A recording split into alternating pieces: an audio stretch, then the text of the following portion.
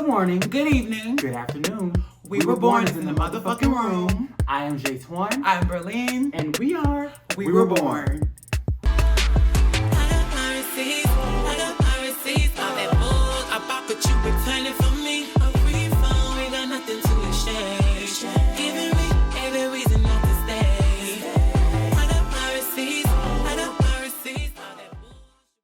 Today, we would love to present a new segment on our YouTube channel called Unhinged! Right, where we give you our unfiltered and unbiased opinion, sometimes unhinged. That's right. On this segment, we're going to be talking about everything as it pertains to us and our experiences on reality TV. Right.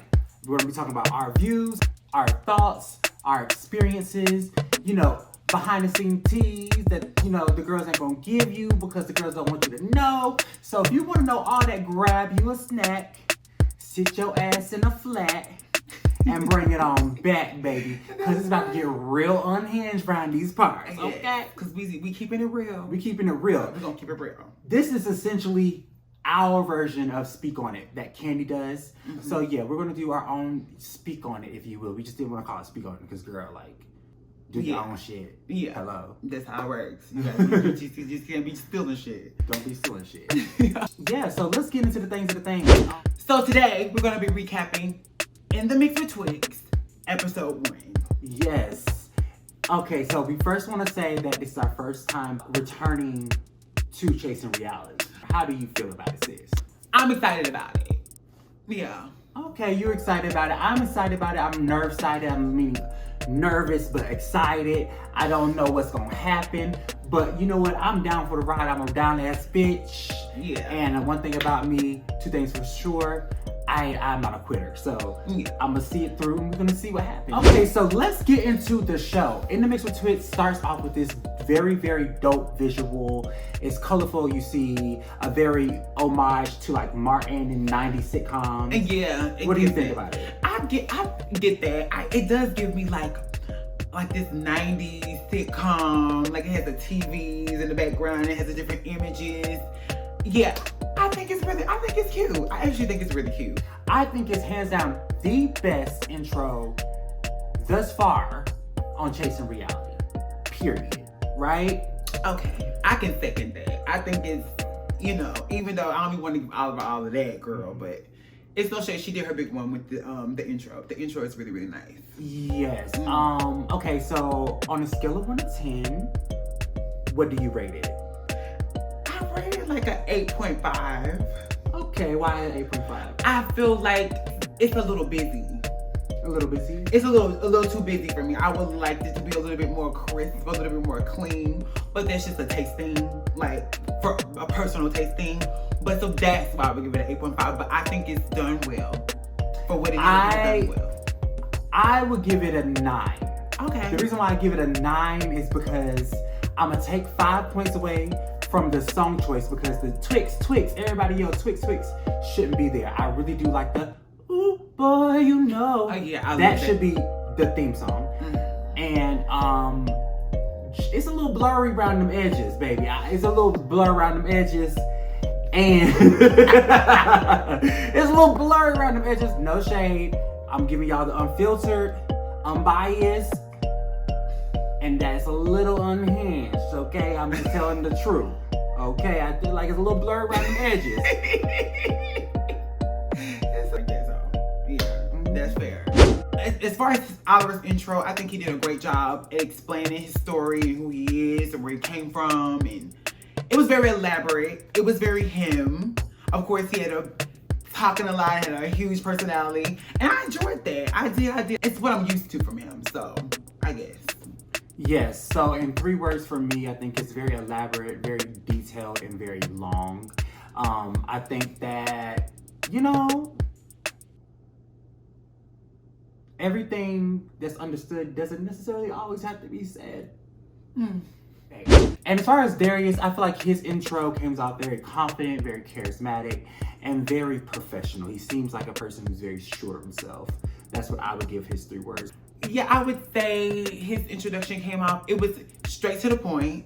It was very brief. He just hit the points that he needed to hit. He was very confident, and he films well. He looks very, very good on camera. Okay, so the show starts off with them starting some type of function, some type of party. They're like preparing for it. They're in the kitchen. They're talking about going on this trip to Mexico and the power of three not being there. And Oliver says that they fabulously fucked them over. But all my friends are fabulously fucking me over. Yeah, how do you feel about that statement? He was fabulously fucked over by the power of three. Fabulously fucked over. I guess I'm gonna take it as in they had better or bigger business things to do. Why it probably was so fabulous. Possibly. That's how I take it, you know. And sometimes when you're a fabulous girl, sometimes that happens. Sometimes it's like, you know, we're privy to that. We know sometimes it's like, girl, we can sign up to do things. We try to see things through. But if fabber things have come along, like, you pick the fabber choice. Yeah. So they cut to Darius saying that Lauren is overseas, you know, running a major hair factory. Mm-hmm. And Q is busting grapes. You see that one of them is overseas doing her big one, running a major hair factory, and the other one is in California crushing grapes. And those sentiments don't sound like fabulously fucked over. I don't know what. Especially not just busting grapes. Busting grapes just sounds so shady. The hair factory, maybe, but even still, if it's overseas, especially she was supposed to be in Vietnam, it kind of was given like sweatshop. So it's still not giving like the most, like, it was a bit shady. That was shady. It was shady. No, I don't think that. I didn't get that from him. I didn't get that he was throwing shade at Lauren at all. I feel like it was more shade. He literally said she's running a major hair factory. Mm-hmm. I feel like that's a compliment, and I feel like saying somebody's just busting grapes compared to major is a slight. Is a slight. Okay, so the next segment, Oliver Twixt friends, you know, they come busting in. It's about 4 or 5 of them. They're looking good. They're looking healthy. I actually would like to note, Tatiana actually was in Mexico when I pulled out the taser on Oliver. Mm-hmm. That was her, right beside him. That was her. You mean in Florida? Florida. Yeah. Tatiana was actually in Florida. I remember that because I met her too when I was there. Yeah, I remember her. So it was good seeing, you know, getting to see that she's alive and well, mm-hmm. and she's still popping her shit. Shout out to Tatiana. Shout out to Deshawn. They looking good. They doing good things. Yeah. They talk about Oliver's relationship. Yeah. Or lack thereof. Mm-hmm. And the reading session that was on Bigo was, in my opinion, epic. That really, really was. Baby, they was going in on each other. It was juicy. I feel like it was literally, I feel like it happened so fast, and it was so much was being said and so much was being done. It was just like, shit. That was interesting to me. My only thing about this whole scene is literally about 20 minutes, and it can be chopped down.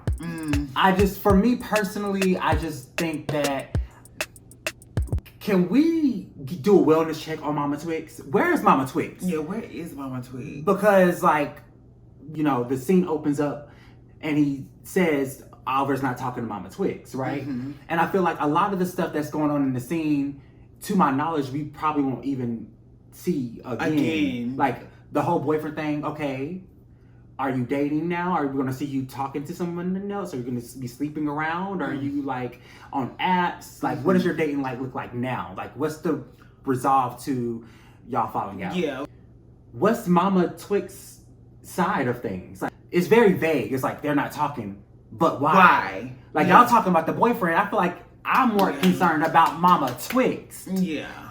What's going on between you and Mama Twixt? Why are we beating around this bush? Why are we settling for the boyfriend story? Yeah, the boyfriend story. When, to me, I'm more invested in Mama Twixt. I think, I'm just gonna suspect because I don't know. But to be fair, I think it's more so about him trying to set the tone of him just having these tumultuous relationships. He's having problems with his mom.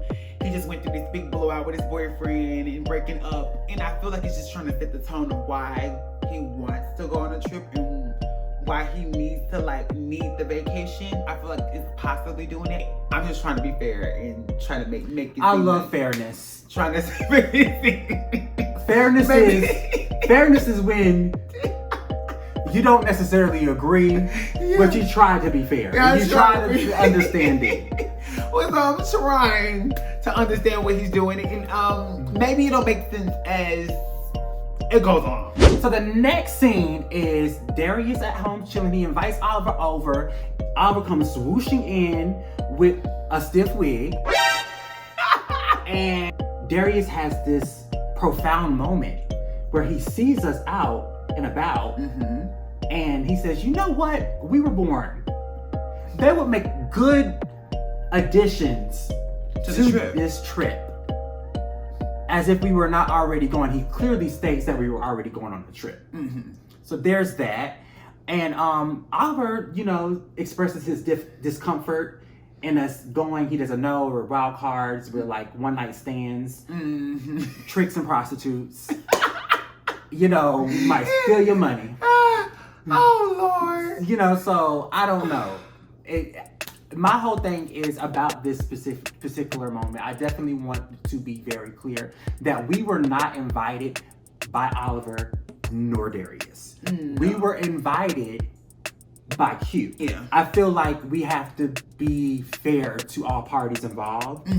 And there's all these talk about why the Power 3 is not going there, but we're not talking about people's relationships to the Power 3 because you don't have a good relationship with the Power 3.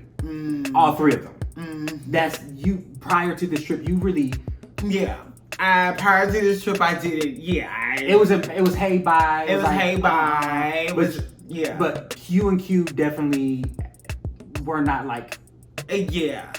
Y'all had some things to work out. We had some things to work out, and, for sure. Lauren and yourself. We just always been distant. Very distant. But we understand. But you doing you, I'm doing me. And you and Oliver definitely was. I just wasn't here for her shit. Right. And me, I had made amends with Lauren and Q, and I had barely talked to Oliver. So Q was the driving force for me.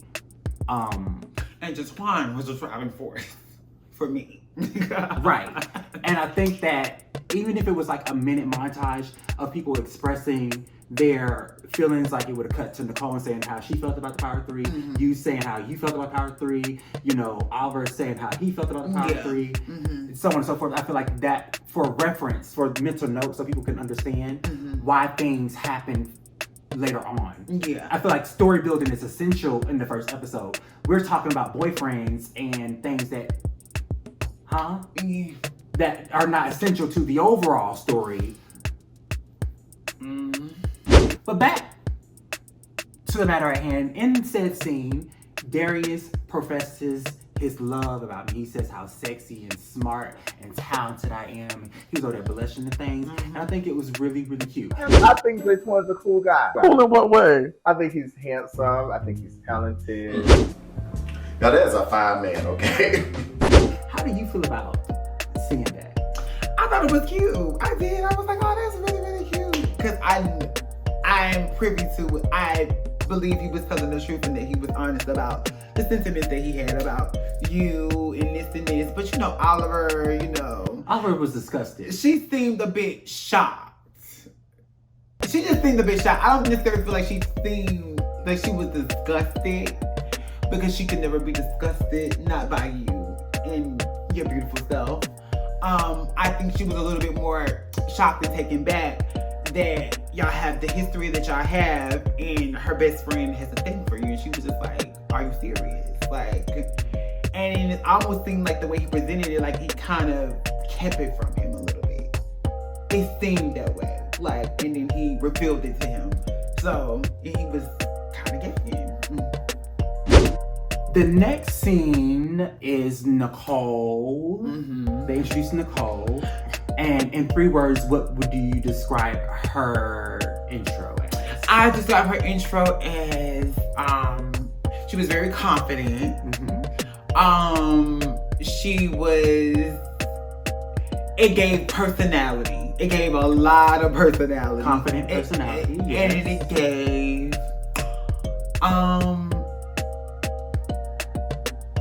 bossy. It was something about it. It was kind of bossy. Yeah.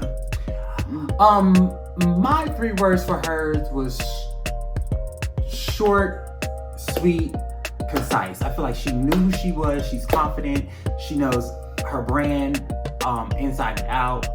I like that she gave a different energy than what we're used to seeing on Chess in LA, because that chaos montage of her acting a goddamn fool in LA was epic. I think I want that on DVD and I want to sell it at our concerts.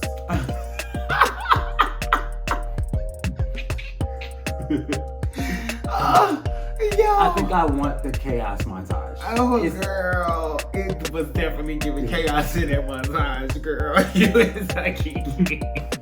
I will say there was this little clip of her singing Everything by Mary J. Blige. And Oliver and her was singing. It never I will say in her defense, Nichole actually can sing. Yeah, she sings that. Sis can sing. She sings that. So, sing. You know, the girls tried her with that clip because she was a little sharp and a little flat.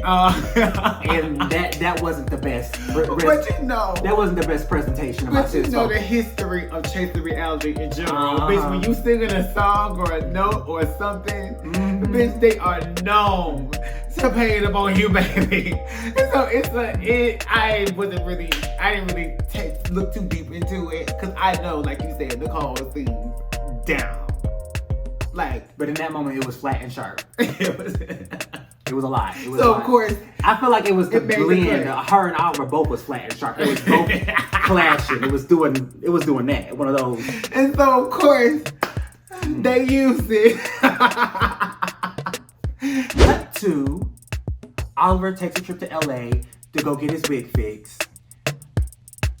The horrible wig that was in the last shot. Get his wig flat iron. Get this flat iron. He flew all the way to LA to do that. It's interesting. And then he meets up with Nichole because Nichole has a magic flat iron and hot comb that can fix said wig.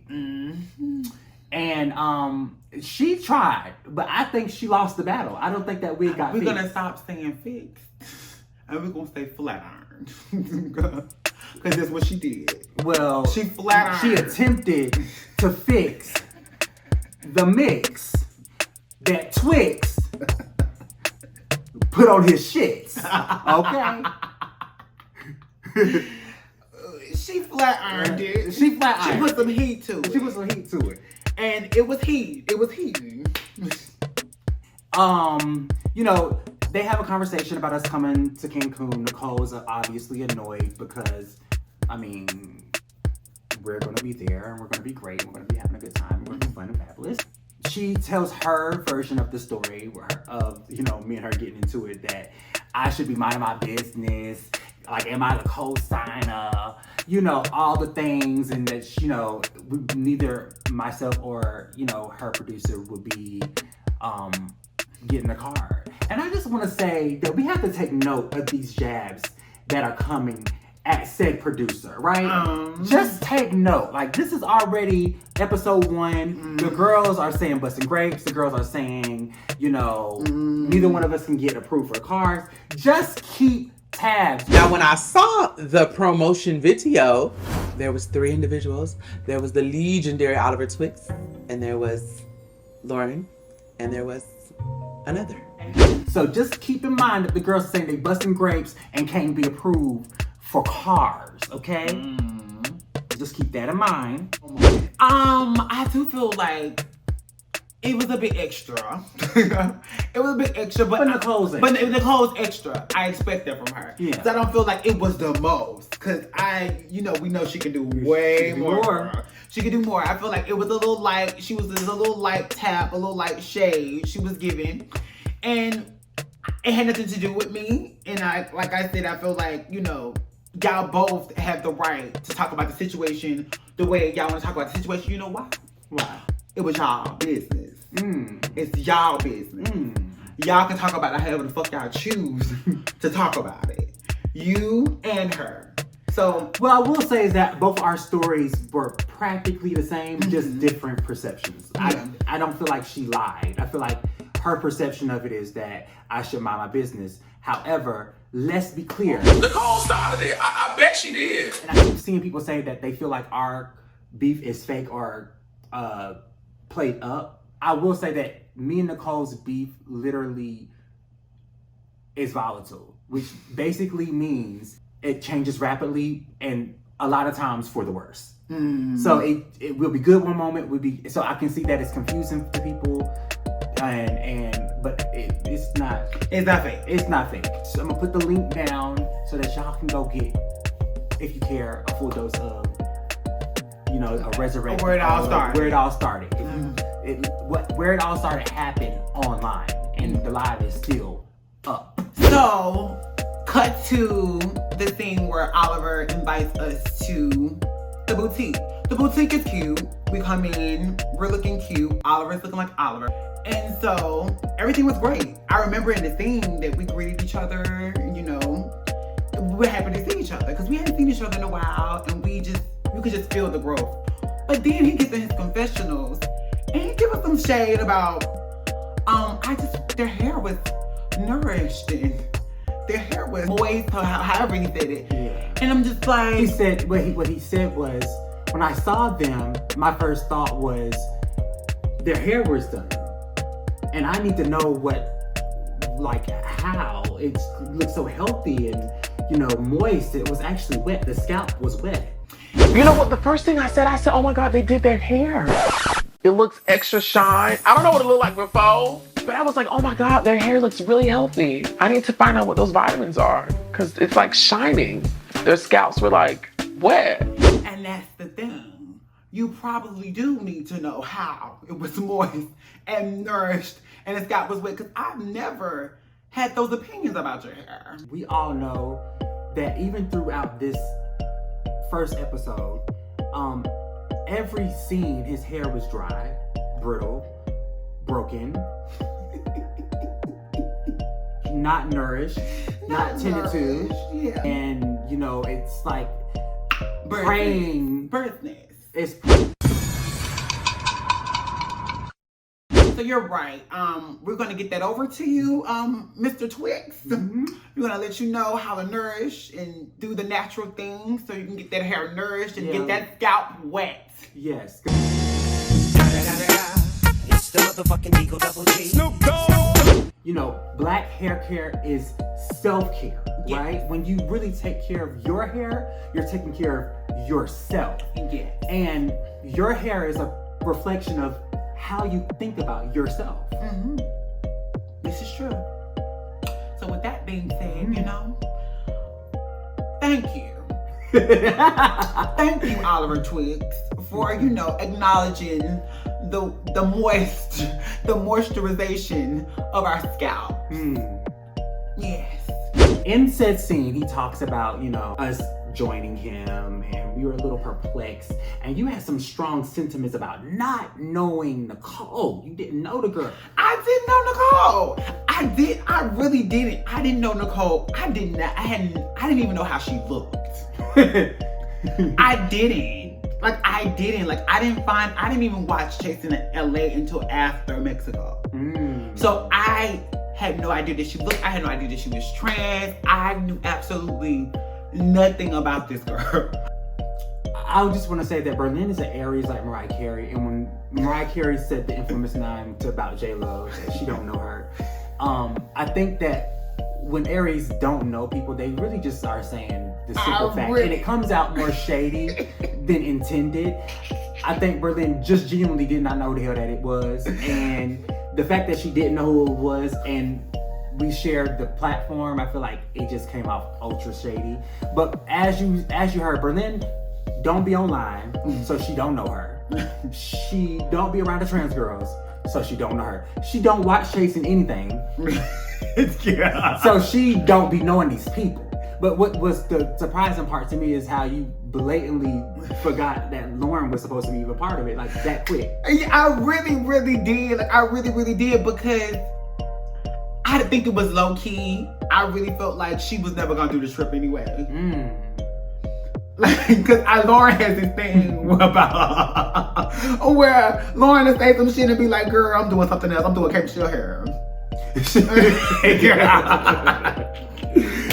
invited Lauren on our season of Chasing Atlanta. We invited Lauren to our party, girl. She said, I'm doing Cape Shield hair. I'm doing Cape Shield hair. I can't come. I can't come to that. So her excuse for everything was, I'm doing Cape Shield hair.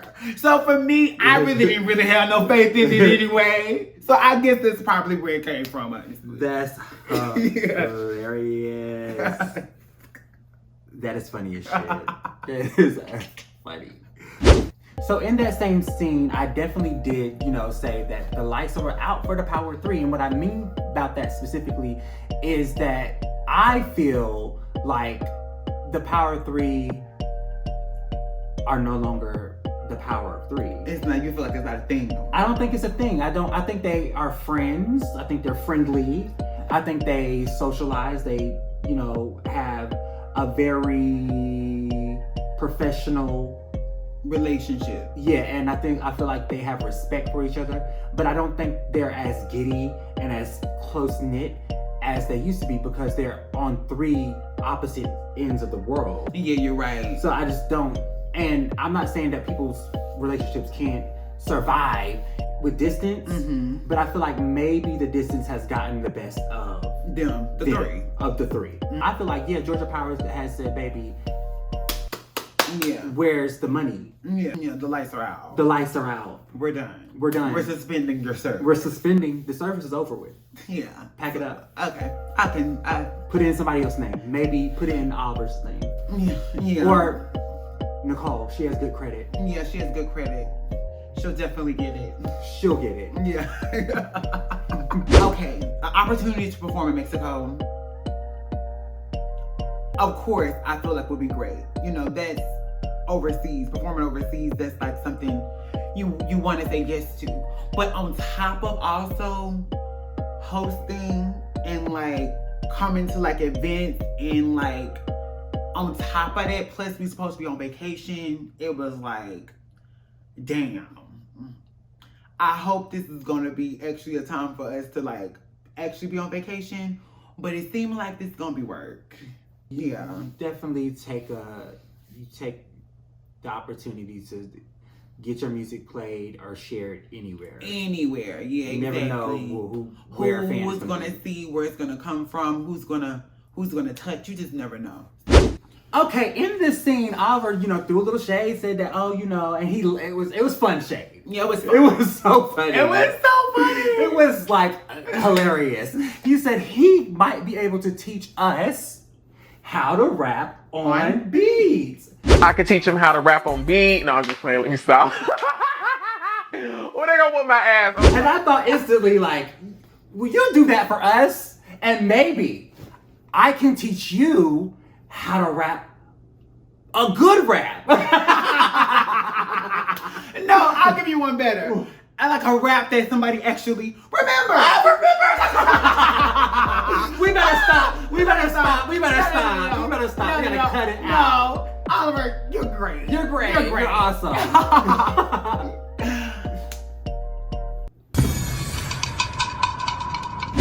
So, in this next scene, Darius, we cut to Darius. He's rallying the troops. He's calling everybody. He calls you. Why didn't you pick up the phone, girl?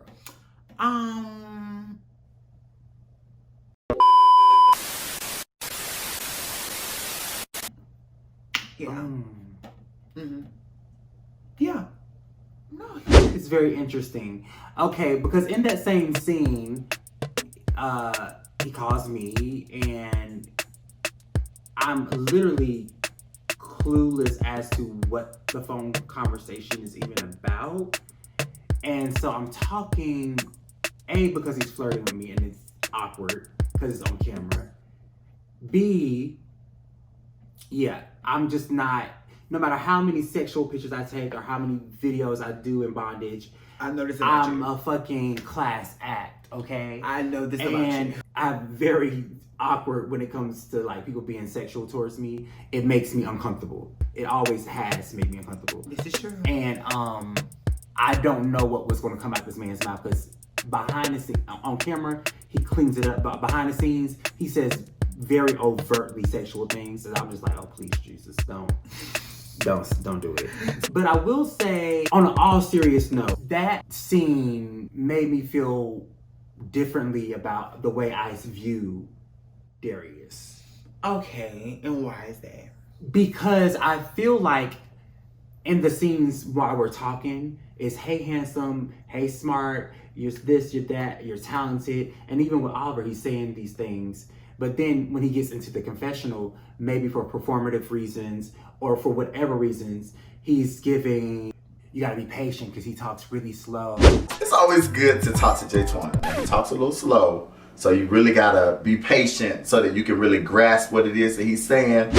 And it's this very small thing, but it's never what people say about you to your face. Mm-hmm. It's always what people say about you behind your back. And in this case, he said it behind my back, but he said it in front of thousands of people.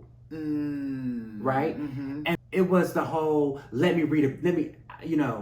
about to read this bitch. I need to read her a little bit though, because that bitch got me fucked up. It's like, what? All of that? Yeah, the energy just kind of... It's like two total different people. Like, he's so cute, I'm so infatuated, and then in the next breath is, I'm gonna read this bitch. It's a red flag for me. I don't want no parts. A lot of people date people's representative. You know what I'm saying? I understand. They date the persona, the idea, the idea of that individual. The idea of the individual. And the idea of him is that he's smart, he's professional, he's a children's novelist and all these things. He's educated and he's sweet and he's a gentleman. But you see the flip side is that he's very sassy, very catty, and it's unprovoked, it's unwarranted, and it comes off sissified. It just comes off very, like, disingenuous. So for me, I'm having a hard time processing it. And for the people watching this would, in layman's terms, so that you would understand how it would feel, is that you are getting to know someone, you think they're cool, and behind your back, they're talking about you negatively. It's the audacity for me. Like, it's not I'm gonna talk about you behind your back and nobody's gonna find out. It's that I'm gonna get on live on Facebook Live and air you out. I'm gonna go on Instagram Live and say I'm gonna read a bitch.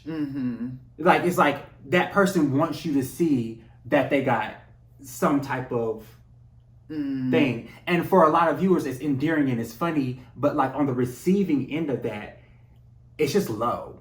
That's what I was going to say, because when you described all those things, I instantly didn't think of Darius. You thought of Oliver? I thought of Oliver. No, because Oliver does this. He did the same exact thing. We saw him in the shoot. We were wearing pink. In the actual scene, we're saying, you look good, you look good, you look good. But then he gets in the confessional and they need to moisturize their hair, and I can teach them how to rap. On beat. Like, we don't talk in synchronization. Like, we don't like do everything on beat. Like, we don't. Yeah, you know what I'm saying? We don't record on beat. So it just seems like they rub off on each other. And so the reason why I'm speaking slow is because I don't trust you. In layman's terms. So because I'm being very careful, because I don't want you to run back and say I said anything about anybody. I don't want you to, twist my words or twist my sentiments. I'm already very misunderstood, and I don't need you to add seasonings and spices to the mix, okay? Yeah, and the you tweets. have great recall. Yeah, and I remember what I'm saying because I'm thinking intentionally about my words. I'm not just speaking out the side of my ass, which he does all the time, and you will see. He'll get drunk and won't remember what he said. So, A lot of people do, because I'm guilty of it too. But I'll say some shit real quick. But you're not like that. I'm not like that. If I said it, I remember it, and I know what I said and why I said it. I remember what I said, especially if it was tired. But I ain't gonna know for real. But you have great recall. You remember. You will. In all, Darius is the resident confessional gangster of this season. The RCG. Resident confessional gangster. I think that resident confessional gangster. Oh. Yes, like the girl that watches way too much Housewives and Love and Hip Hop and Zeus, and sips the drink on cue and remembers the lines and regurgitates them. I don't know how I feel about it. You guys love it. Great for you. He does have entertaining confessionals, so I guess you're right. They're entertaining. No, but the reason why it's a resident confessional gangster to me is because if you're not keeping the energy in the scene, because when I throw shade, when I read, I do it face to face, right? It's an experience that we all can experience. You know what I'm saying? That everybody that was there knows and sees, right? I don't sit meek and quiet and don't say anything and then have so much to say in the confessionals. If that had been anybody else, they would get dragged and read for it, but the girls just let things like that slide. They pick and choose. They pick and choose. Yeah, if it was anybody else, they'd be like, well, wait a minute. If it was me, bitch. Exactly. Ooh, bitch, I would be getting dragged. Right. For it feels like, oh, girl, you weren't giving that. Oh, girl, this and this and this, but. The ending scene is they go to another party. Now, mind you, this is the second party, and the mama was sick, and Darius comes to save the day and, gets him to call his mama, and mama's just like, baby, I can't come. How'd you feel about the scene? It was actually one of my favorite things, actually. It was like one of my favorite things because I actually got to hear Mama Twixt. She's one of my favorite cast members. So I actually got to hear her. It was genuine. When he called her, it was actually like, you can tell her reaction. She was being real. It just was a good, it just felt like calling mama. And what that really, really gives. It was actually, on her end, it was really, really real, and I enjoyed that. Again, there's so many birthday party scenes for Oliver, and I just feel like one of them can be asked for other people to be shared. Honestly, this one was imperative for me because it actually showcased Mama Twixt. However, where is Mama Twixt? Why don't we see her? Let's talk about Mama Twixt. And what she got going on, and what's her life, and what it's giving. Yeah, I see what you mean by that. Show with auntie, they making some gumbo or something, Yeah. They out and shopping. Maybe her, give her take on why they not speaking, and how she feels, and yeah. how the trip is probably going to be a nice time to rekindle and fix some things or some things we need to solve or talk about, or at least just spend some time with my child. Exactly. But overall, rate the episode 1 to 10.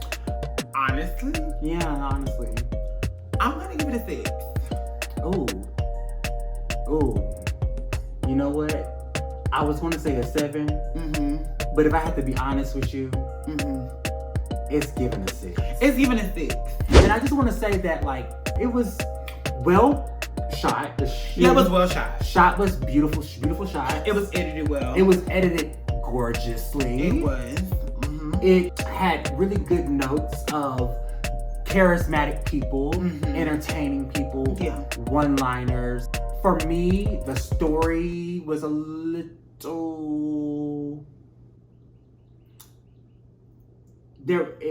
I feel like it's supposed to be the build-up episode where you're supposed to build people up for the trip, and I don't feel like we got built up for the trip. We got what we got.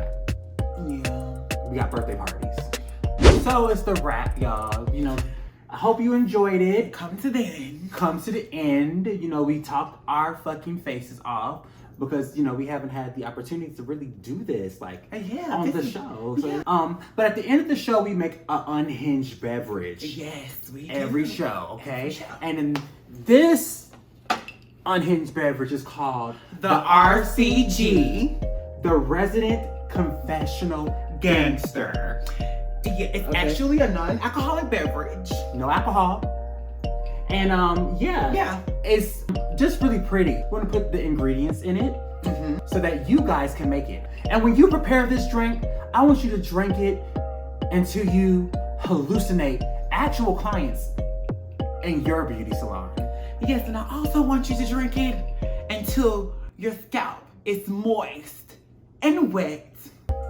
I want you to drink this like you're in love with a complete stranger. Should we toast? We should toast. Cheers to In the Mix with Twixt.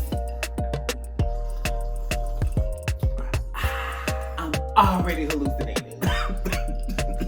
Oh my God, I have so many people in my scalp. So many.